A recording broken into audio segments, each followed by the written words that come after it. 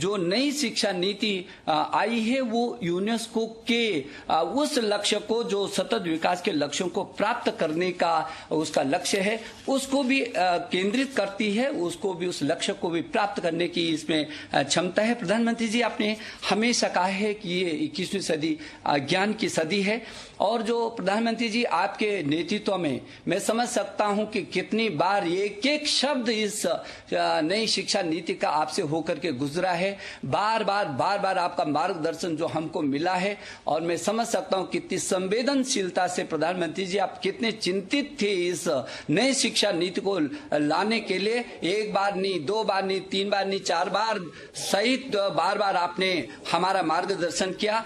आपके मानवता के व्यापक विजन के साथ मानवीय मूल्यों के आधार पर समावेशी और सार्वभौमिकता लिए उत्कृष्टता और गुणवत्ता से ज्ञान, विज्ञान, अनुसंधान, प्रौद्योगिकी तथा नवाचार के साथ उदारवादी और विश्व प्रतिस्पर्धी रूप में Bharat knowledge based super power बनाने के लिए, आपके श्रेष्ठ भारत के संकल्प को धरती पर क्रियान्वित करने के लिए आज ये देश भर का शिक्षा परिवार प्रधानमंत्री जी एकत्रित हुआ है। हम आपको भरोसा दिलाने के लिए दूर दूर से आपके साथ जुड़े हैं। मैं बहुत विनम्रता से आपको निवेदन करना चाहता हूं, प्रधानमंत्री जी हमारा मार्गदर्शन करें, आपके आशीर्वाद के हम अभिलाषी हैं। प्रधानमंत्री जी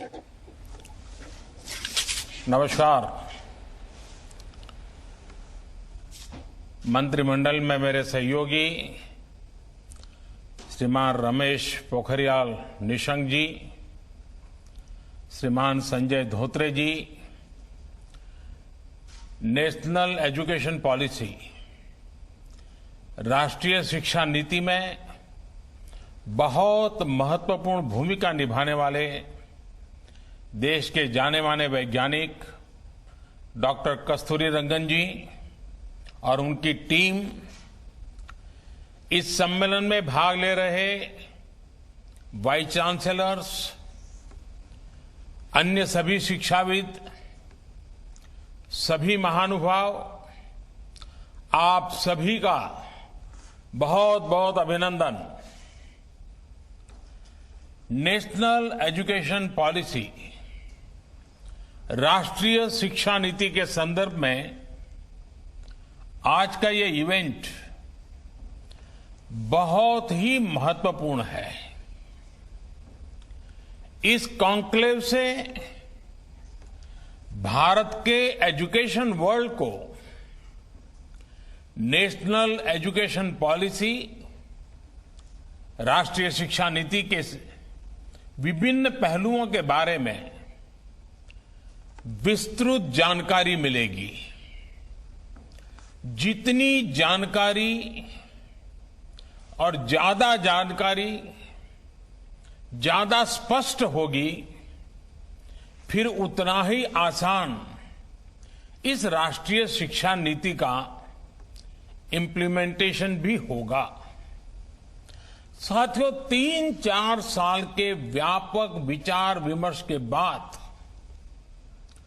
लाखों सुझावों पर लंबे मंथन के बाद राष्ट्रीय शिक्षा नीति को स्वीकृत किया गया है। आज देश भर में इसकी व्यापक चर्चा हो रही है। अलग अलग क्षेत्र के लोग, अलग अलग विचारधाराओं के लोग अपने व्यूज दे रहे हैं, राष्ट्रीय शिक्षा नीति को रिव्यू कर रहे हैं। ये एक हेल्दी डिबेट है। ये जितनी ज्यादा होगी उतना ही लाभ देश की शिक्षा व्यवस्था को मिलेगा। ये भी खुशी की बात है कि राष्ट्रीय शिक्षा नीति आने के बाद देश के किसी भी क्षेत्र से, किसी भी वर्ग से ये बात नहीं उठी कि इसमें किसी तरह का बायस है या किसी एक तरफा कोई झुकाव है। ये एक इंडिकेटर भी है कि लोग बरसों से चली आ रही एजुकेशन सिस्टम में जो बदलाव चाहते थे वो उन्हें देखने को मिले हैं। वैसे कुछ लोगों के मन में ये सवाल आना बहुत स्वाभाविक है कि इतना बड़ा रिफॉर्म कागज पर तो कर दिया, लेकिन इसे जमीन पर कैसे उतारा जाएगा? यानी अब सबकी निगाहें इसके इम्प्लीमेंटेशन की तरफ है। इस चैलेंज को देखते हुए व्यवस्थाओं को बनाने में जहां कहीं कुछ सुधार की आवश्यकता है, वह हमें सबको मिलकर के करना है और करना ही है। आप सभी राष्ट्रीय शिक्षा नीति के इम्प्लीमेंटेशन में और उस काम में सीधे तौर पर जुड़े हैं और इसलिए आप सबकी भूमिका बहुत ज्यादा है, बहुत अहम है। जहां तक पॉलिटिकल विल की बात है, मैं पूरी तरह कमिटेड हूं, मैं पूरी तरह आपके साथ हूं। साथियों,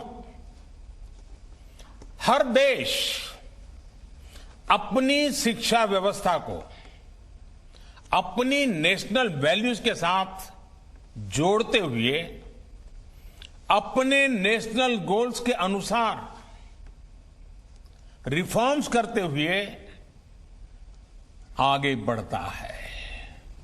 मकसद ये होता है कि देश का एजुकेशन सिस्टम अपनी वर्तमान और आने वाली पीढ़ियों को फ्यूचर रेडी रखे, फ्यूचर रेडी करें। भारत की नेशनल एजुकेशन पॉलिसी, राष्ट्रीय शिक्षा नीति का आधार भी यही सोच है।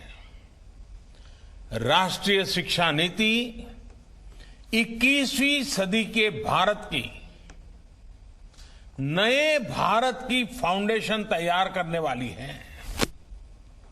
21वीं सदी के भारत को हमारे युवाओं और हमारे युवाओं को जिस तरह की एजुकेशन की जरूरत है, जैसी स्किल्स चाहिए, राष्ट्रीय शिक्षा नीति पर इन बातों पर विशेष फोकस है। भारत को ताकतवर बनाने के लिए, विकास की नई ऊंचाई पर पहुंचाने के लिए भारत के नागरिकों को और सशक्त करने के लिए उन्हें ज्यादा से ज्यादा अवसरों के उपयुक्त बनाने के लिए इस एजुकेशन पॉलिसी में खास जोर दिया गया है। जब भारत का स्टूडेंट, चाहे वो नर्सरी में हो या फिर कॉलेज में साइंटिफिक तरीके से पढ़ेगा, तेजी से बदलते हुए समय और तेजी से बदलती जरूरतों के हिसाब से पढ़ेगा, तो वो नेशन बिल्डिंग में कंस्ट्रक्टिव भूमिका निभा पाएगा। साथियों, बीते अनेक वर्षों से हमारे एजुकेशन सिस्टम में बड़े बदलाव नहीं हुए थे। परिणाम ये हुआ कि हमारे समाज में क्यूरोसिटी और इमेजिनेशन की वैल्यूज को प्रमोट करने के बजाय भेड़ चाल को ही प्रोत्साहन मिलने लगा था। कभी डॉक्टर बनने के लिए होड़ लगी, कभी इंजीनियर बनाने की होड़ लगी, कभी वकील बनाने की होड़ लगी। इंटरेस्ट, एबिलिटी और डिमांड की मैपिंग किए बिना होड़ लगाने की प्रवृत्ति से एजुकेशन को बाहर निकालना जरूरी था। हमारे स्टूडेंट्स में, हमारे युवाओं में क्रिटिकल थिंकिंग और इनोवेटिव थिंकिंग विकसित कैसे हो सकती है, जब तक हमारी शिक्षा में पैशन ना हो, फिलॉसॉफी ऑफ एजुकेशन ना हो, पर्पज ऑफ एजुकेशन ना हो। साथियों, आज गुरुवर रविंद्रनाथ ठाकुर की पुण्यतिथि भी है। वो कहते थे, उच्चतम शिक्षा वो है जो हमें सिर्फ जानकारी नहीं देती, बल्कि हमारे जीवन को समस्त अस्तित्व के साथ सद्भाव में लाती है। निश्चित तौर पर राष्ट्रीय शिक्षा नीति का बृहद लक्ष्य इसी से जुड़ा है। इसके लिए टुकड़ों में सोचने के बजाय एक होलिस्टिक अप्रोच की जरूरत थी, जिसको सामने रखने में राष्ट्रीय शिक्षा नीति सफल रही है। साथियों, आज जब राष्ट्रीय शिक्षा नीति मूर्त रूप ले चुकी है, तो मैं उस समय और सवालों की भी चर्चा आपसे करना चाहता हूं, जो हमारे सामने शुरुआती दिनों में आए थे। उस समय जो दो सबसे बड़े सवाल थे, वो यही थे कि क्या हमारी शिक्षा व्यवस्था हमारे युवाओं को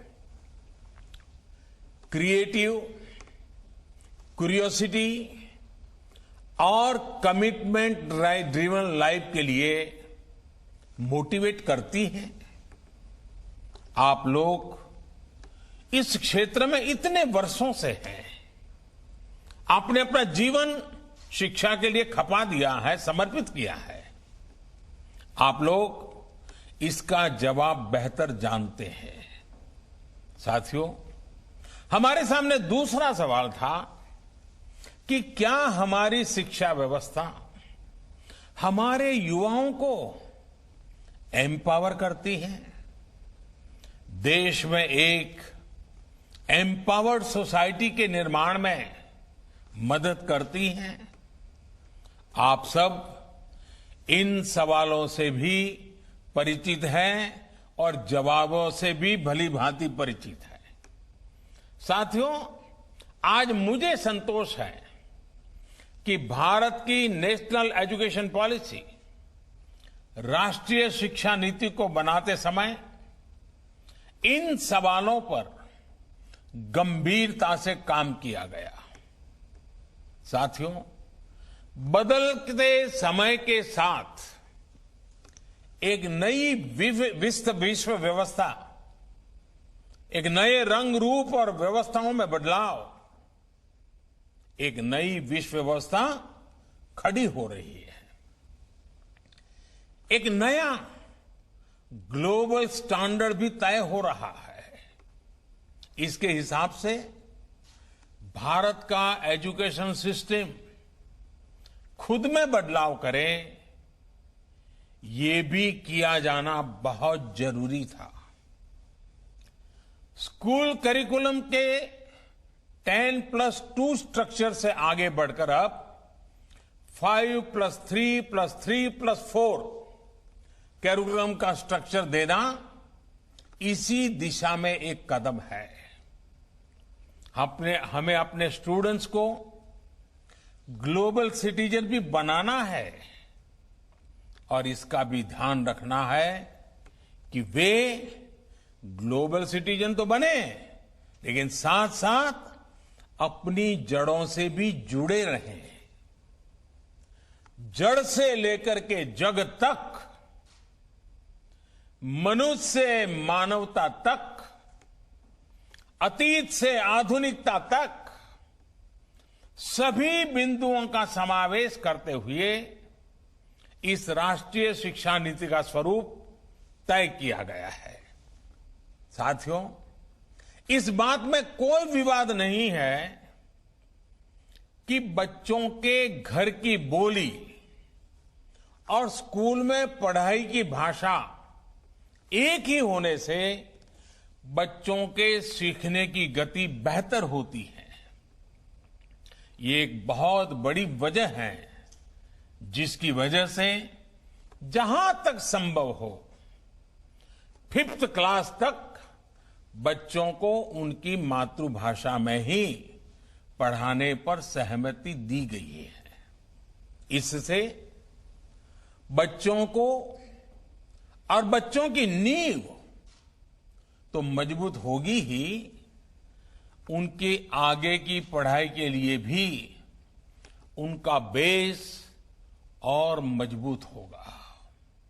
साथियों, अभी तक जो हमारी शिक्षा व्यवस्था है उसमें व्हाट टू थिंक, मैं बहुत जिम्मेवारी से बोल रहा हूं, व्हाट टू थिंक पर फोकस रहा है, जबकि इस शिक्षा नीति में हाउ टू थिंक उस पर बल दिया जा रहा है। ये मैं इसलिए कह रहा हूं कि आज जिस दौर में हम, और ये दौर ऐसा है जहां इंफॉर्मेशन और कंटेंट की कोई कमी नहीं है, एक प्रकार से बाढ़ आई हुई है। हर प्रकार की जानकारी आपके मोबाइल फोन पर अवेलेबल है। जरूरी ये है कि कौन सी जानकारी हासिल करनी है, क्या पढ़ना है। इस बात को ध्यान में रखकर ही राष्ट्रीय शिक्षा नीति में प्रयास किया गया है कि जो पढ़ाई के लिए लंबा चौड़ा सिलेबस होता है, ढेर सारी किताबें होती हैं, उसकी अनिवार्यता को कम किया जाए। अब कोशिश ये है कि बच्चों को सीखने के लिए inquiry based, discovery based, discussion based और एनालिसिस बेस्ड तरीकों पर जोर दिया जाए। इससे बच्चों में सीखने की ललक बढ़ेगी और उनके क्लास में उनका पार्टिसिपेशन भी बढ़ेगा। साथियों, हर विद्यार्थी को, स्टूडेंट को यह अवसर मिलना ही चाहिए कि वो अपने पैशन को फॉलो करे। वो अपनी सुविधा और जरूरत के हिसाब से किसी डिग्री या कोई कोर्स को फॉलो कर सके और अगर उसका मन करे तो वो छोड़ भी सके। अक्सर ऐसा होता है कि कोई कोर्स करने के बाद स्टूडेंट जब जॉब के लिए जाता है तो उसे पता चलता है कि जो उसने पढ़ा है वो जॉब की रिक्वायरमेंट को पूरा नहीं करता। कई स्टूडेंट को अलग अलग वजहों के से बीच में ही कोर्स छोड़कर जॉब करनी पड़ती है। ऐसे सभी स्टूडेंट्स की जरूरतों का ख्याल रखते हुए मल्टीपल एंट्री एग्जिट का ऑप्शन दिया गया है। अब स्टूडेंट वापस अपने कोर्स से जुड़कर अपनी जॉब रिक्वायरमेंट के हिसाब से ज्यादा इफेक्टिव तरीके से पढ़ाई कर सकता है, लर्न कर सकता है। इसका एक और एस्पेक्ट है, जब स्टूडेंट्स को यह भी स्वतंत्रता होगी कि अगर वो कोई कोर्स बीच में छोड़कर दूसरे कोर्स में प्रवेश लेना चाहे तो वो कर सकते हैं। इसके लिए वो पहले कोर्स से एक निश्चित समय तक ब्रेक ले सकते हैं और दूसरा कोर्स ज्वाइन कर सकते हैं। हायर एजुकेशन को स्ट्रीम से मुक्त करने, मल्टीपल एंट्री और एग्जिट क्रेडिट बैंक के पीछे यही एक बहुत लंबे दूर की सोच के साथ हम आगे आए हैं। हम उस एरा की तरफ बढ़ रहे हैं जहां कोई व्यक्ति जीवन भर किसी एक प्रोफेशन में ही नहीं टिका रहेगा। बदलाव निश्चित है, मान के चलिए, और इसके लिए उसे निरंतर खुद को रीस्किल और अपस्किल करते रहना ही होगा। नेशनल एजुकेशन पॉलिसी, राष्ट्रीय शिक्षा नीति में इसका भी बारीकी से ध्यान रखा गया है। साथियों, किसी भी देश के विकास में एक बड़ी भूमिका रहती है समाज के हर तबके की गरिमा, उसकी डिग्निटी। समाज का कोई व्यक्ति कोई भी काम करता हो, कोई निम्न नहीं होता है। हमें ये सोचना चाहिए कि भारत जैसे सांस्कृतिक रूप से समृद्ध रहे देश में ये बुराई कहां से आई? ऊंच नीच का भाव, मेहनत मजदूरी करने वालों के प्रति हीन भाव, इस प्रकार की विकृति हमारे अंदर कैसे घर कर गई? इसकी एक बड़ी वजह रही है कि हमारी एजुकेशन का समाज के इस तबके के साथ एक डिस्कनेक्ट रहा। जब गांवों में जाएंगे, किसान को, श्रमिकों को, मजदूरों को काम करते देखेंगे, तभी तो उनके बारे में जान पाएंगे, उन्हें समझ पाएंगे वो कितना बड़ा योगदान कर रहे हैं। समाज की आवश्यकताओं की पूर्ति के लिए वो कैसे अपना जीवन खपा रहे हैं। उनके श्रम का सम्मान करना हमारी पीढ़ी को, वर्तमान को, भावी पीढ़ी को सीखना ही होगा। इसलिए राष्ट्रीय शिक्षा नीति में स्टूडेंट एजुकेशन और डिग्निटी ऑफ लेबर, उस पर भी बहुत ध्यान दिया गया है। साथियों, 21वीं सदी के भारत से पूरी दुनिया को बहुत अपेक्षाएं हैं। भारत का सामर्थ्य है कि वो टैलेंट और टेक्नोलॉजी का समाधान पूरी दुनिया को दे सकता है।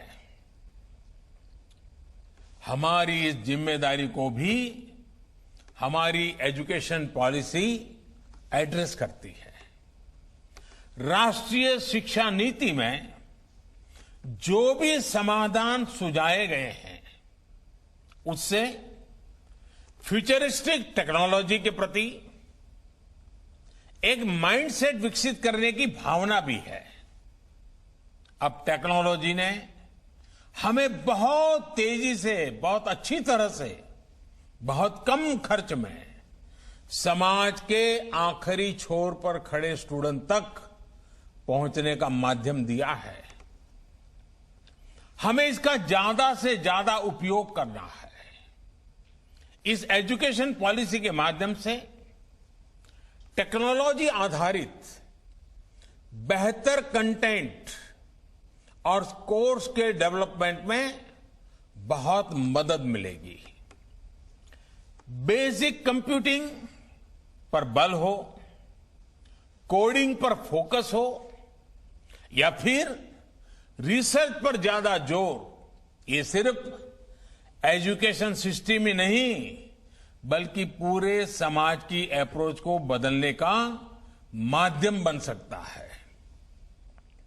वर्चुअल लैब जैसे कंसेप्ट ऐसे लाखों साथियों तक बेहतर शिक्षा के सपने को ले जाने वाला है, जो पहले से ही सब्जेक्ट्स पढ़ ही नहीं पाते थे, जिसमें लैब एक्सपेरिमेंट जरूरी हो। नेशनल एजुकेशन पॉलिसी राष्ट्रीय शिक्षा नीति हमारे देश में रिसर्च और एजुकेशन के गैप को खत्म करने में भी अहम भूमिका निभाने वाली है। साथियों, जब इंस्टीट्यूशंस और इंफ्रास्ट्रक्चर में ये रिफॉर्म्स रिफ्लेक्ट होंगे, तभी राष्ट्रीय शिक्षा नीति को अधिक प्रभावी और त्वरित गति से इंप्लीमेंट किया जा सकेगा। आज समय की मांग है कि इनोवेशन और एडॉप्शन की जो वैल्यूज हम समाज में निर्मित करना चाहते हैं, वो खुद हमारे देश के इंस्टीट्यूशन से शुरू होनी चाहिए, और जिसका नेतृत्व आप सबके पास है। जब हम एजुकेशन और विशेष हायर एजुकेशन को एम्पावर्ड सोसाइटी के निर्माता के रूप में खड़ा करना चाहते हैं, तो इसके लिए हायर एजुकेशन इंस्टीट्यूशंस को भी एम्पावर करना जरूरी है। और मैं जानता हूं, जैसे ही इंस्टीट्यूशंस को एम्पावर करने की बात आती है, तो उसके साथ ही एक और शब्द चला आता है, और वो शब्द आप भली बात ही जानते हैं। वो शब्द क्या है? ऑटोनॉमी। ऑटोनॉमी। आप भी जानते हैं कि ऑटोनॉमी को लेकर हमारे यहां दो तरह के मत पूरे देश में प्रवर्तमान है। एक कहता है कि सब कुछ सरकारी नियंत्रण से पूरी सख्ती से चलना चाहिए, तो दूसरा कहता है कि सभी संस्थानों को बाय डिफॉल्ट ऑटोनॉमी मिलनी चाहिए। पहली अप्रोच में नॉन गवर्नमेंट संस्थानों के प्रति मिसट्रस्ट दिखता है, तो दूसरी अप्रोच में ऑटोनॉमी को एंटाइटलमेंट के रूप में भी ट्रीट किया जाता है। गुड क्वालिटी एजुकेशन का रास्ता इन दोनों के बीच में से ही निकलता है, दोनों मतों के मध्य से ही निकलता है। जो संस्थान क्वालिटी एजुकेशन के लिए ज्यादा काम करे, उसको ज्यादा फ्रीडम से रिवॉर्ड किया जाना चाहिए। इससे क्वालिटी को एनकरेजमेंट मिलेगा और सबको ग्रो करने के लिए इंसेंटिव भी मिलेगा। नेशनल एजुकेशन पॉलिसी, राष्ट्रीय शिक्षा नीति आने से पहले हाल के वर्षों में आपने भी देखा है कि कैसे हमारी सरकार ने अनेकों इंस्टीट्यूशंस को ऑटोनॉमी देने की पहल की है। मुझे उम्मीद है राष्ट्रीय शिक्षा नीति का जैसे जैसे विस्तार होगा, शिक्षा संस्थानों को ऑटोनॉमी की प्रक्रिया भी और तेज होगी। साथियों, देश के पूर्व राष्ट्रपति, महान वैज्ञानिक डॉक्टर एपीजे अब्दुल कलाम कहा करते थे, the purpose of education is to make good human beings with skill and expertise. Enlighten human beings can be created by teachers. वाकई शिक्षा व्यवस्था में बदलाव देश को अच्छे स्टूडेंट्स, अच्छे प्रोफेशनल्स और उत्तम नागरिक देने का बहुत बड़ा माध्यम आप सभी हैं। आप सभी टीचर्स ही हैं, प्रोफेसर्स ही हैं। शिक्षा जगत से जुड़े आप ही लोग इस काम को करते हैं और कर सकते हैं। इसलिए नेशनल एजुकेशन पॉलिसी, राष्ट्रीय शिक्षा नीति में डिग्निटी ऑफ टीचर्स का भी ध्यान रखा गया है। एक प्रयास ये भी है कि भारत का जो टैलेंट है वो भारत में ही रहकर आने वाली पीढ़ियों का विकास करे।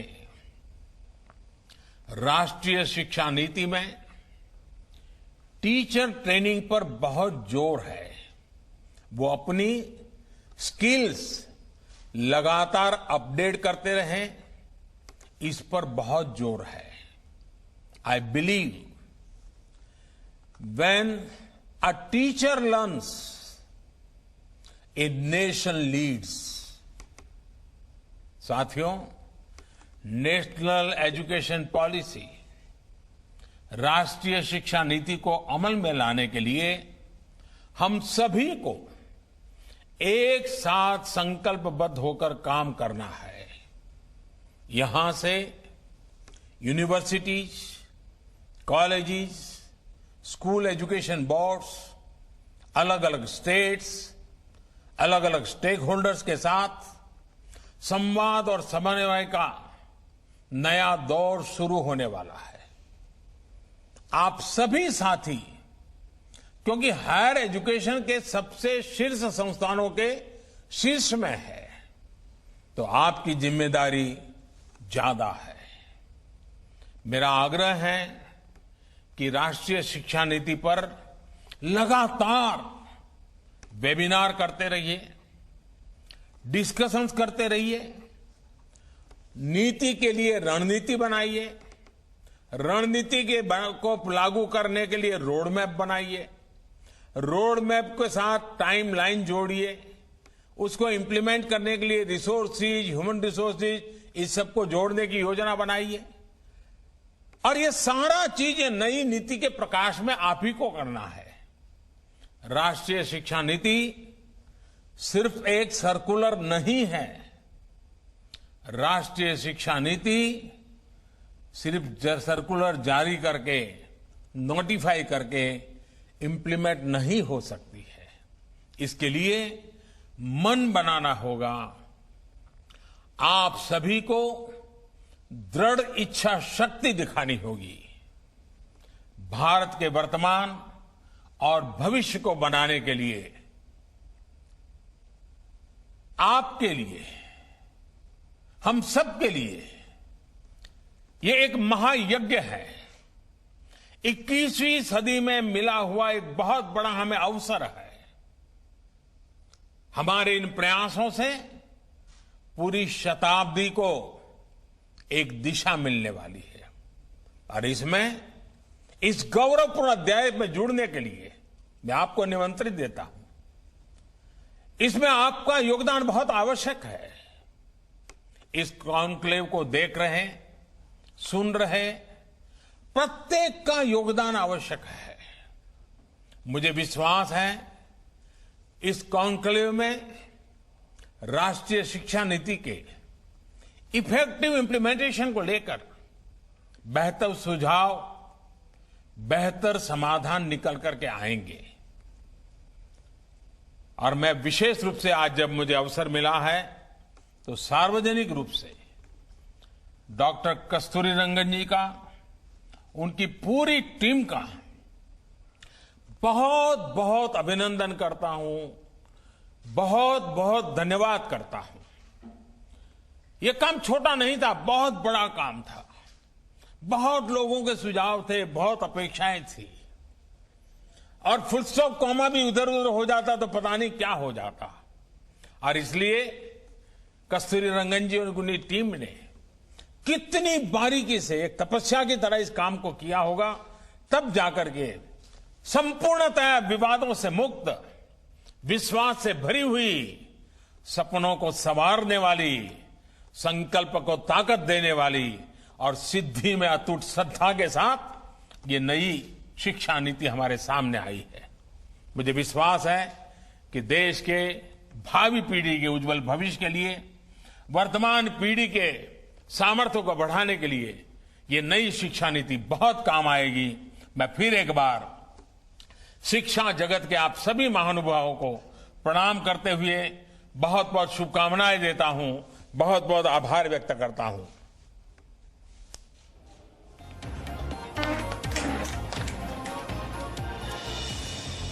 तो नई शिक्षा नीति पर प्रधानमंत्री ने कहा, इसके लिए 3 से 4 साल तक मंथन हुआ, लाखों सुझाव आए और लाखों सुझावों के बाद इस नई शिक्षा नीति को मंजूरी दी गई है।